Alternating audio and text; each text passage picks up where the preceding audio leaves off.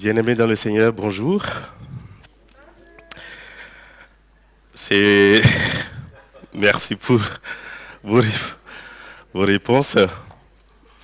C'est toujours une joie d'être devant l'Assemblée de Dieu et d'apporter le message que Dieu veut nous transmettre. Et dans le même temps, j'avoue que parfois ça fait un peu peur parce que tu ne sais pas comment ça va se passer. Tu as beau faire des scénarios à l'avance, mais le moment, l'instant T, tout peut basculer. Mais nous sommes avec le Seigneur et nous sommes convaincus que c'est lui qui va parler à travers ma petite bouche.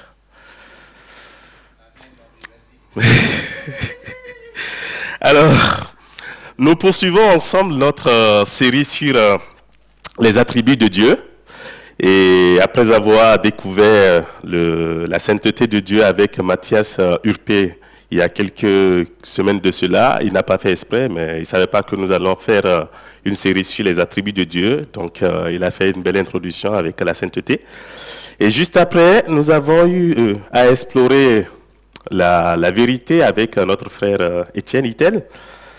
Et aujourd'hui, nous allons nous plonger dans deux autres facettes qui sont vraiment essentielles du caractère de Dieu. Et ces deux attributs sont notamment l'amour et la justice. Trop souvent, Dieu est perçu soit comme un juge implacable, soit comme un père infiniment tendre. Mais ces deux visions opposées, en apparence, sont en réalité indissociables. L'amour de Dieu ne s'efface pas. L'amour de Dieu n'efface pas sa justice et sa justice ne diminue en rien son amour. Vous êtes d'accord avec moi? Alors, on va se demander comment ces deux attributs vont s'harmoniser entre eux et quel est l'impact sur notre vie de foi. C'est ce que nous allons explorer ensemble aujourd'hui et soyons prêts à découvrir Dieu dans toute sa plénitude.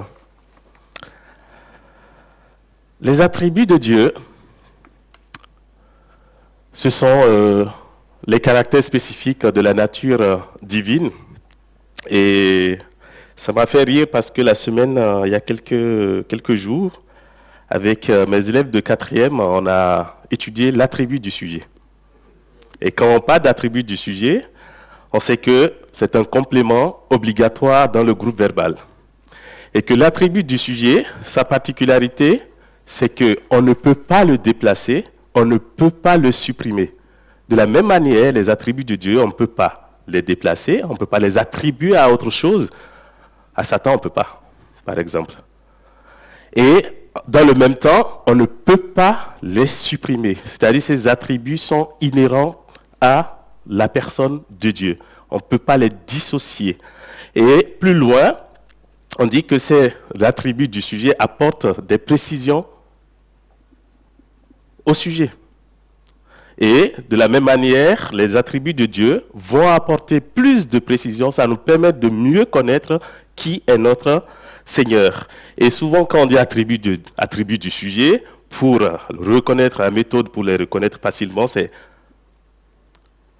Je prends un exemple, Jacob est gentil. Jacob, c'est le sujet et c'est le verbe d'état. Gentil, c'est l'attribut du sujet. Donc, Jacob égale à gentil. Donc, quand je dis que l'amour et la justice sont des attributs de Dieu, ça veut dire qu'on peut résumer cela en disant Dieu égale amour, Dieu égale justice.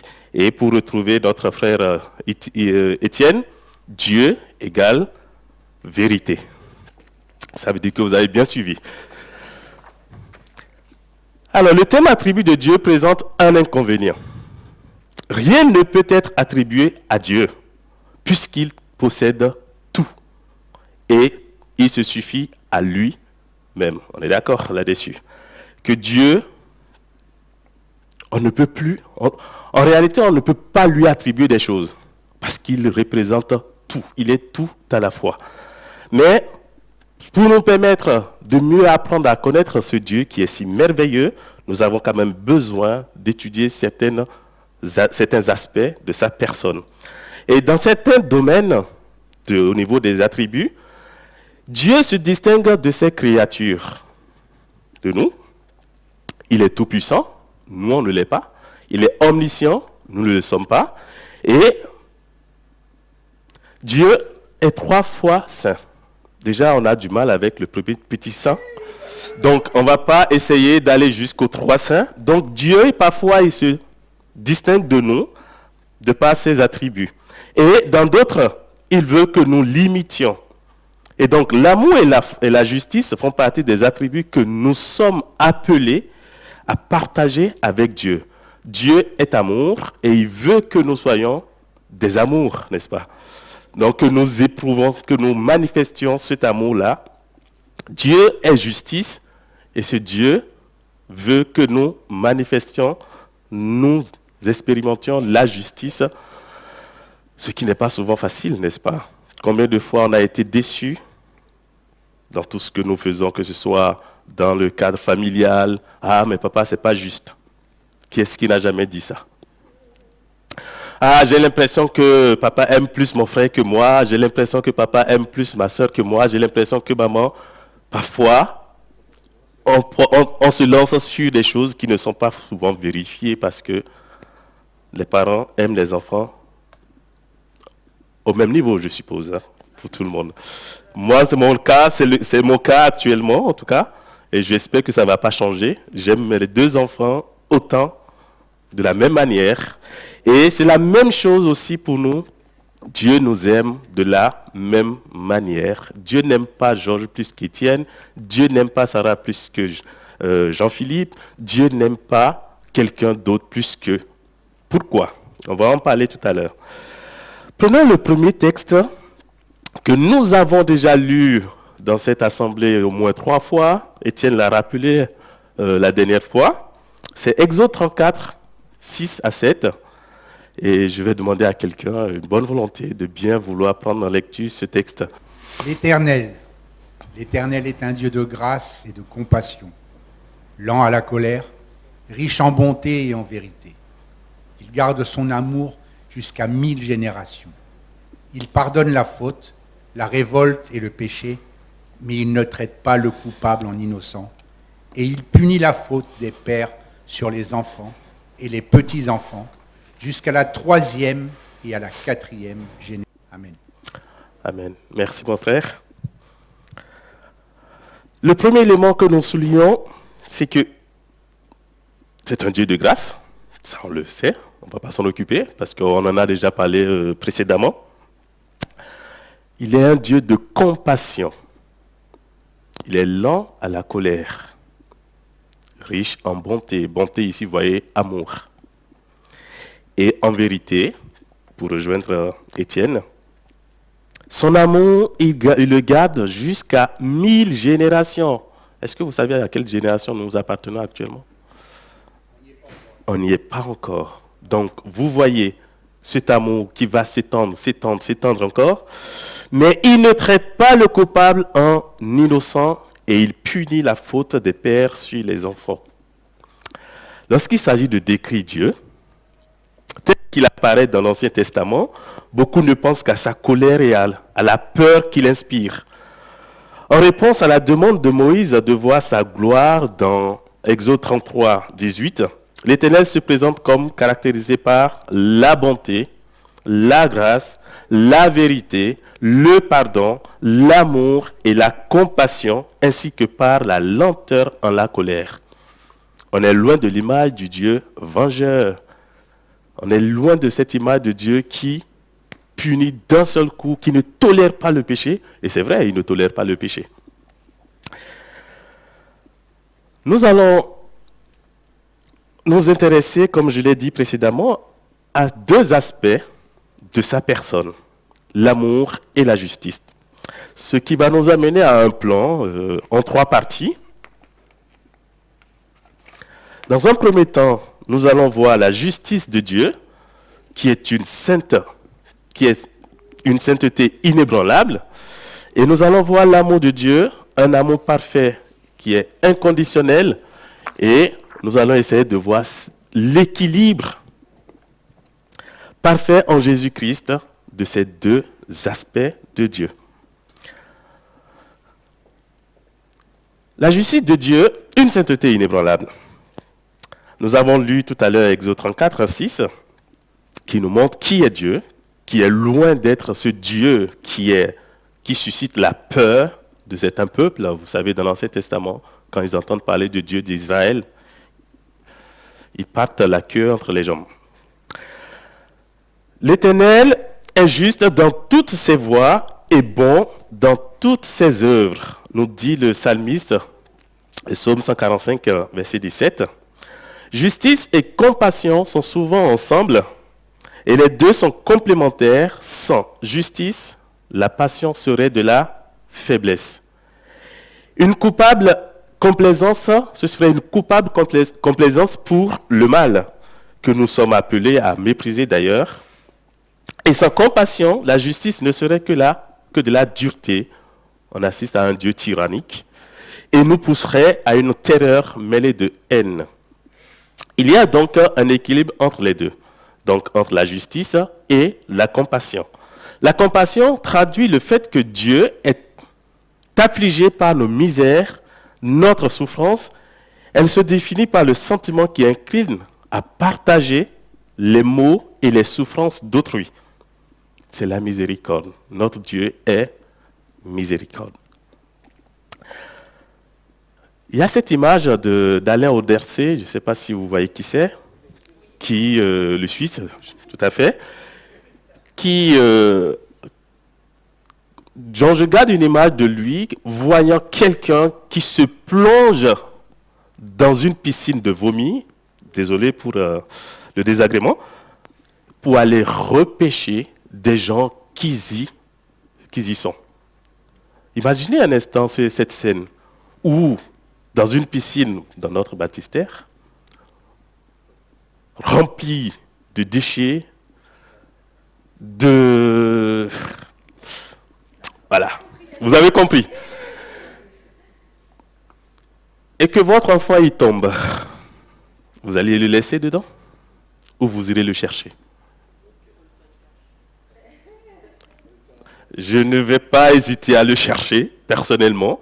Et c'est ce que notre Dieu aussi a fait. Il n'a pas hésité une seule seconde à plonger dans notre monde. Ce monde qui est tellement si injuste. Vous l'avez rappelé tout à l'heure, François, en présentant la situation en Syrie. Et ce n'est qu'un petit détail. On ne sait pas ce qu'on ne nous dit pas à la télé. On ne sait pas ce que les journaux ne nous révèlent pas. Tous les jours en France, nous savons ce qui se passe. Est-ce que notre monde est juste d'après vous? Est-ce que nous vivons dans un monde qui reflète la volonté de Dieu? Non. Combien de fois nous avons crié injustice dans ce monde? Mais il y a Dieu qui est là, qui est juste et qui est droit et qui ne tolère ni le péché, ni l'injustice et qui vient au secours de ses enfants. La justice de Dieu est une composante essentielle de son caractère. Contrairement aux jugements humains qui peuvent être influencés par des intérêts personnels, des erreurs ou des préjugés, la justice divine est parfaite, immuable et fondée sur la vérité absolue.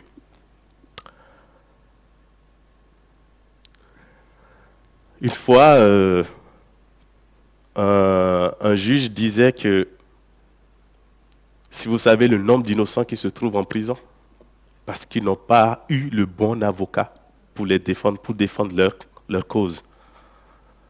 C'est injuste, mais c'est la justice des hommes qui ne va s'appuyer que peut-être sur l'éloquence de quelqu'un, parce qu'il a le verbe, parce qu'il sait parler, parce qu'il sait convaincre, parce qu'il sait aligner des mensonges pour en faire une vérité.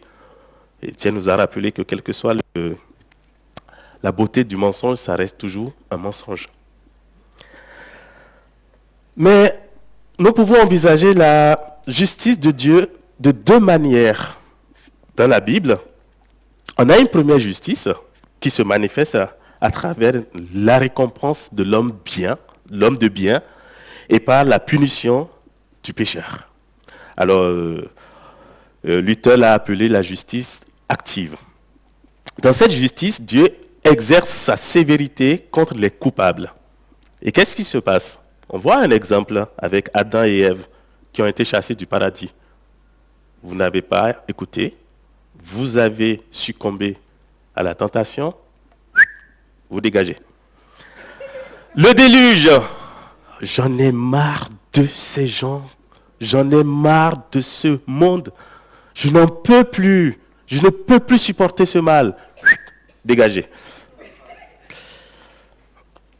Nous avons également un autre exemple, la destruction de Sodome et de Gomorrhe. No comment. Vous savez ce qui se passe. Tout ce qui est contraire à la volonté de Dieu.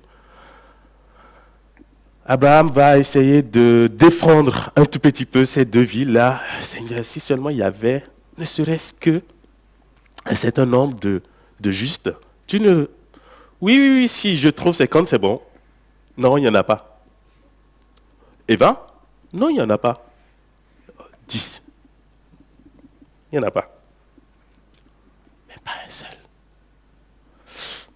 Je suis désolé. Bon, tu peux. Fais grâce. Aie pitié de mon neveu. Oui, je vais sauver ton neveu. Mais le reste, dégage. Nous avons aussi les plaies d'Égypte. Dans Exode, qu'est-ce qui va se passer? L'entêtement de Pharaon.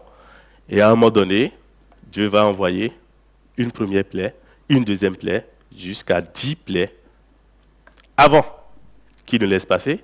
Et juste après, regret, il veut poursuivre encore les Israélites jusqu'à ce qu'ils périssent ou dans la mer. Nous avons également un autre exemple où Dieu a manifesté sa sévérité, c'est la déportation des Israélites à Babylone. Le peuple choisi est tellement en déphasage avec la volonté de son Créateur, de Dieu, qui est son maître, au point où il n'en pouvait plus et les a lâchés à l'ennemi. Dans le Nouveau Testament, nous assistons également à des interventions spectaculaires de la colère de Dieu. Prenons 2 exemples. Ananias et Saphira, ça vous parle? Qu'est-ce qui s'est passé? Ananias et Saphira se sont bien entendus à la maison, pendant que tout le monde pouvait apporter à la communauté ce qu'ils avaient. Personne ne leur demande. Ils apportaient ce qu'ils avaient à disposition de leur propre gré. Ananias et Saphira vont s'entendre pour soutirer de l'argent du terrain vendu. On s'entend, on ne dit rien à personne. Ok, on arrive, on demande à Ananias, c'est le prix de votre terrain là, ça? Ah oui, c'est ça. Bon, petit mensonge, n'est-ce pas? Dégage. Il est tombé raide, il est mort, il a été enterré. Quelques heures, 3 heures après, sa femme se présente, on lui pose la même question, elle tombe dans le même péché. Oui, c'est juste. Non. Regarde, ceux qui viennent d'enterrer ton mari, c'est eux qui sont là, ils viendront te chercher. Et toi aussi, pareil. Nous avons également, on a assisté à une justice qui montre toute la colère de Dieu à travers un personnage de la Bible qu'on appelle Hérode d'Agrippa. Ce monsieur qui se prenait pour Dieu parce que le peuple disait, toutes les voix, tout ce qu'il disait, on dirait que c'est un Dieu qui parle. Et il s'enorgueillit. Dieu, d'un seul coup, tu dégages. Dans cette même justice, Dieu récompense ceux qui participent, qui pratiquent le bien. Et nous avons vu ça avec le règne du roi David. Le roi David, je crois que c'est Jean-Philippe qui en a parlé la dernière fois, il n'était pas non plus sans défaut, il n'était pas saint, mais Dieu lui a fait quand même grâce. Dieu a manifesté sa justice à son égard, où il a été un bon roi, aujourd'hui qu'on appelle l'homme selon le cœur de Dieu. Nous avons vu aussi cette justice se manifester dans la vie de certains rois, également de Juda, qui ont qui ont été marqués par, qui ont connu des succès militaires ou qui ont connu de la prospérité économique, tout simplement. L'histoire de Joseph vous dit quelque chose aussi? Celui-là qui a été vendu par ses frères, celui-là qui a été victime de sa droiture dans la maison de Potiphar. Finalement, Dieu l'a élevé. Dieu a manifesté sa justice envers lui. Ceux qui croyaient aussi en Jésus-Christ bénéficient de délivrance physique. C'est aussi de la justice de Dieu. Mais attention, ne confondons pas les choses. Ces bénédictions sont dues à la grâce divine seule, non pas à un quelconque mérite humain. David va dire, qui suis-je? Tout vient de toi. Il faut que nous gardions cela en tête, que tout ce que nous avons vient de notre Dieu. Ainsi donc, cela ne dépend ni de la volonté, ni des efforts de l'homme, mais de Dieu qui fait grâce. Pouvons lire dans Romains 9, verset 16. Sur terre, la justice de Dieu n'éclate pas toujours comme nous le voudrions. L'histoire de Job est là pour nous le rappeler, où on a bien envie que Dieu, avec son bâton, frappe là où il faut, mais non, on est entouré, nous vivons dans une injustice qui ne dit pas son nom. On a envie que la justice de Dieu éclate, mais parfois, ça ne se passe pas comme on le souhaite. Job, qu'est-ce qu'on pouvait lui reprocher? On ne pouvait rien lui reprocher. Pourtant, Dieu a permis à Satan de toucher à sa personne. La seule chose dont il n'avait pas le droit de toucher, c'est sa vie. Celui qui avait tout a tout perdu en une seule journée. Il est devenu plus pauvre qu'un pauvre. Je ne sais pas si vous avez déjà connu un pauvre. L'Ecclésiaste nous dit, il y a une réalité qui n'est que fumée et qui se produit sur la terre. Il y a des justes qui sont traités d'après la manière d'agir des méchants et des méchants qui sont traités d'après la manière d'agir des justes. Je dis cela aussi, c'est de la fumée. Parfois, on ne comprend pas Dieu. Sa justice, on ne la comprend pas souvent. Des gens bien qui sont traités comme des méchants, c'est le cas de Job, et des gens méchants qui sont traités comme des gens bien. C'est des choses que nous ne pouvons pas comprendre. Et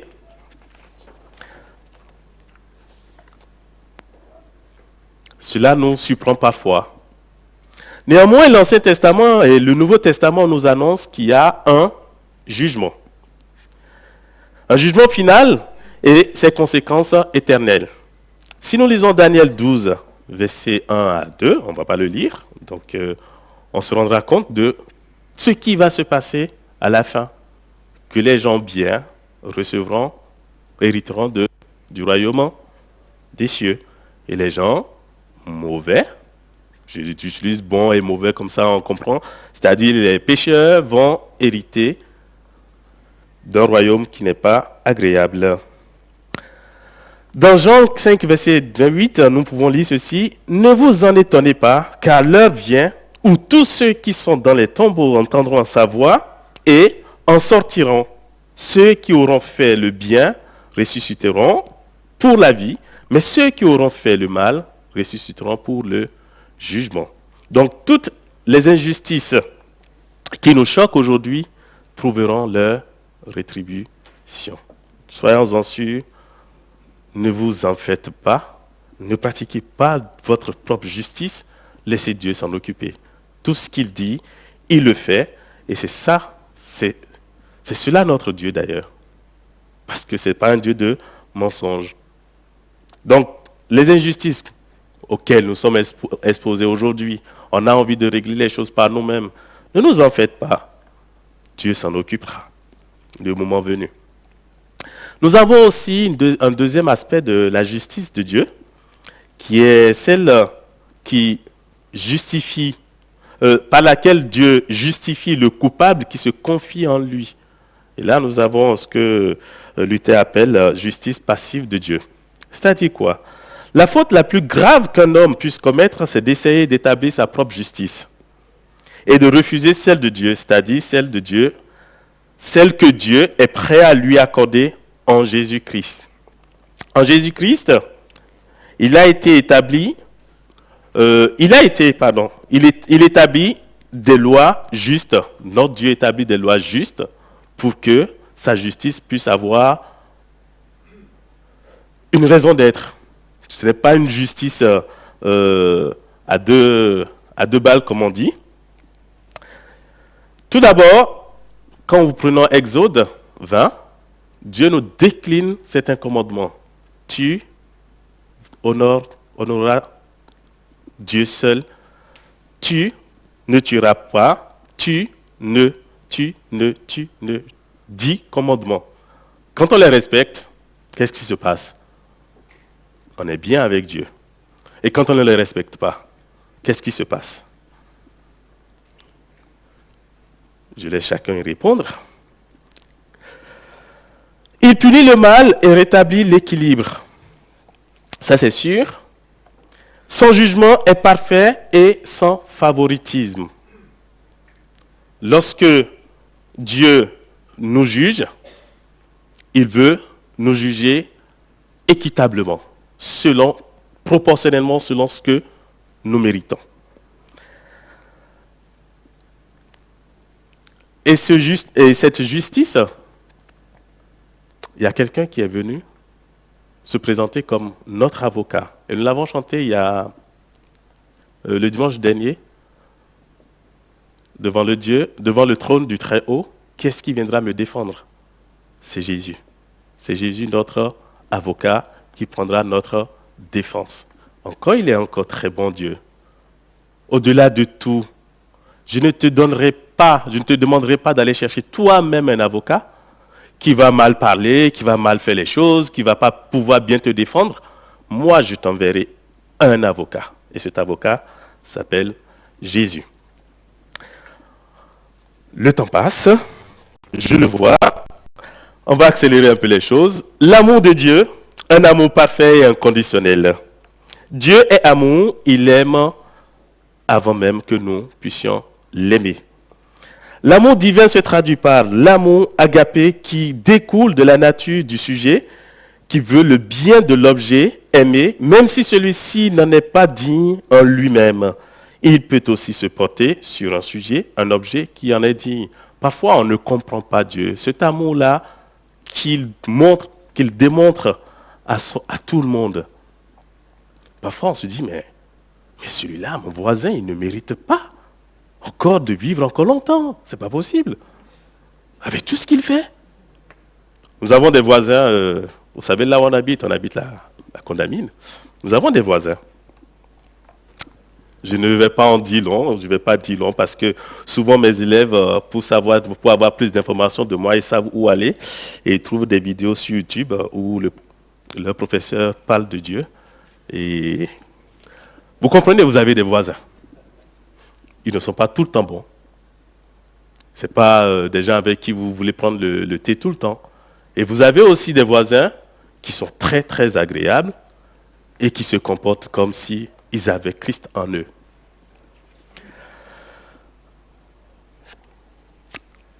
Nous allons décliner très rapidement cet amour-là, l'amour de Dieu, en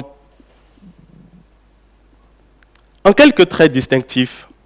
D'abord, son amour, il est clairvoyant. Ce n'est pas comme nous, l'amour est aveugle, n'est-ce pas? L'amour ne décide pas, l'amour ne choisit pas, il est aveugle. Bon, c'est à nos risques et périls parfois, parce que nous faisons des illusions qui aboutissent à de cruelles déconvenues. Mais le Seigneur nous connaît parfaitement, car toutes nos misères et nos tares, même il nous aime quand même. Mais il nous aime quand même. malgré tout ce que nous sommes. Parfois, on se dit, si je savais que tu étais comme ça, j'allais réfléchir 2 fois avant de dire oui devant le maire, n'est-ce pas? Mais on est appelé à nous aimer et à apprendre à connaître l'autre et à l'accepter tel qu'il est. Mais Dieu, lui, nous connaît. Il sait qui nous sommes. Il sait comment nous sommes. Pourtant, il s'est engagé dans cette relation avec nous. Alors que nous, si on le savait, avec notre conjoint ou notre tout ce que vous voulez, ah non, si je savais que tu étais comme ça, je ne me serais jamais approché de toi. Mais nous, lui, il sait comment tu es. Il sait comment je suis. Pourtant, il a accepté. Vous voulez le prendre comme fils? Oui, je veux le prendre. C'est ce que Jésus a fait pour nous. Cet amour est illimité, inqualifiable. Son amour est saint. Le Seigneur n'a la moindre indulgence pour nos fautes et ne veut en aucun cas nous y laisser. Il aime le pécheur, mais il déteste le péché. Ça, on le sait. Dieu est un Dieu jaloux. Quand on le dit souvent, mais pourquoi il est jaloux? C'est positif. Parfois, il m'arrive d'être jaloux. Quand je vois que ma femme est bien habillée et que les gens lui parlent dehors, pourquoi tu... Mais c'est ma femme, laisse tranquille. C'est peut-être votre cas aussi. Hein? Cela démontre l'intensité de l'amour divin qui réclame que nous lui appartenons sans partage. Qui a envie de partager son mari? Qui a envie de partager sa femme? Levez le doigt.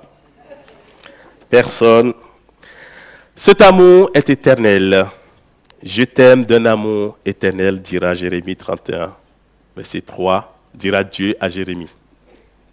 L'amour divin n'a pas de fin et rien ne pourra jamais nous en séparer. On va lire un passage là.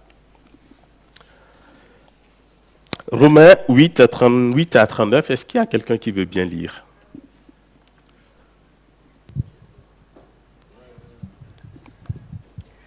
En effet, j'ai l'assurance que ni la mort, ni la vie, ni les anges, ni les dominations, ni le présent, ni l'avenir, ni les puissances, ni la hauteur, ni la profondeur, ni aucune autre créature ne pourra nous séparer de l'amour de Dieu manifesté en Jésus-Christ, notre Seigneur. Parfois, on se sent abandonné de tous.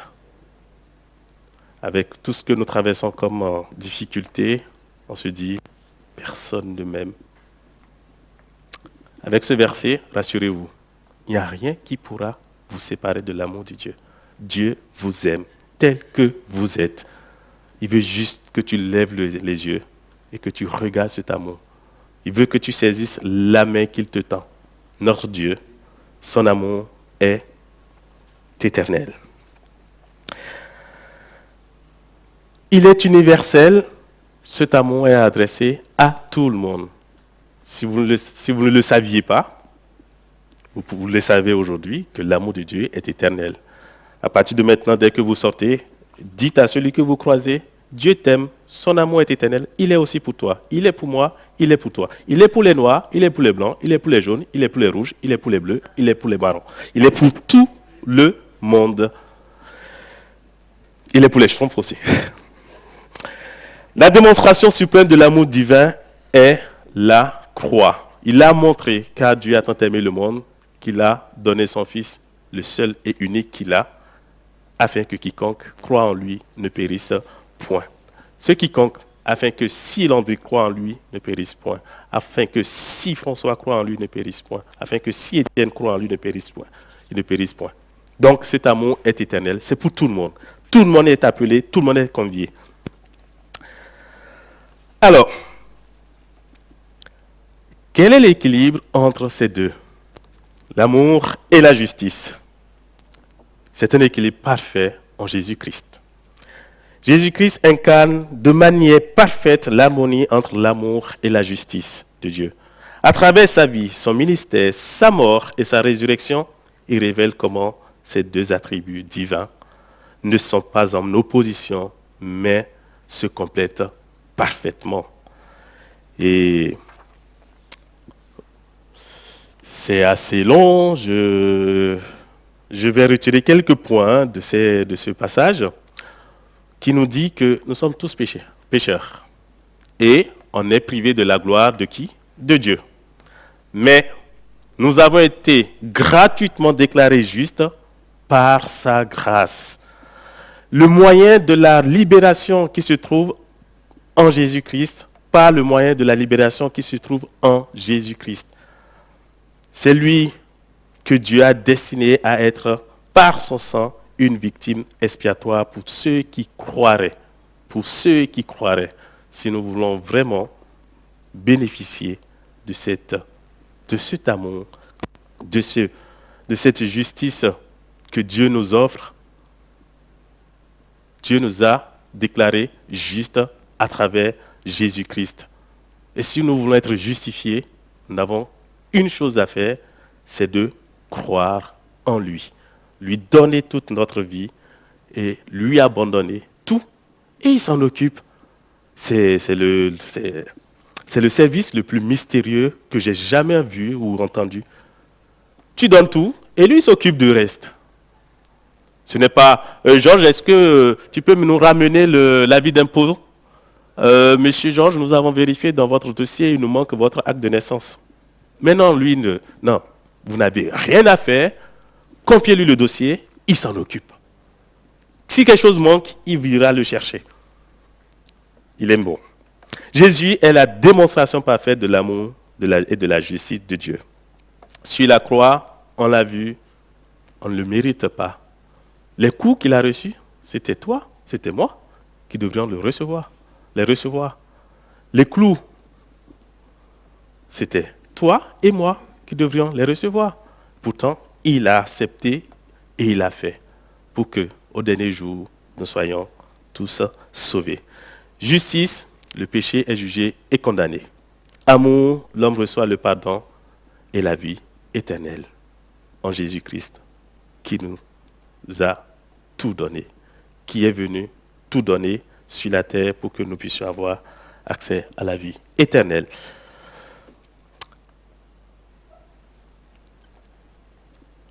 Je conclurai en vous citant un passage de 1 Corinthiens 13. On aurait pu lire tout le chapitre, si vous avez le temps, faites-le chez vous.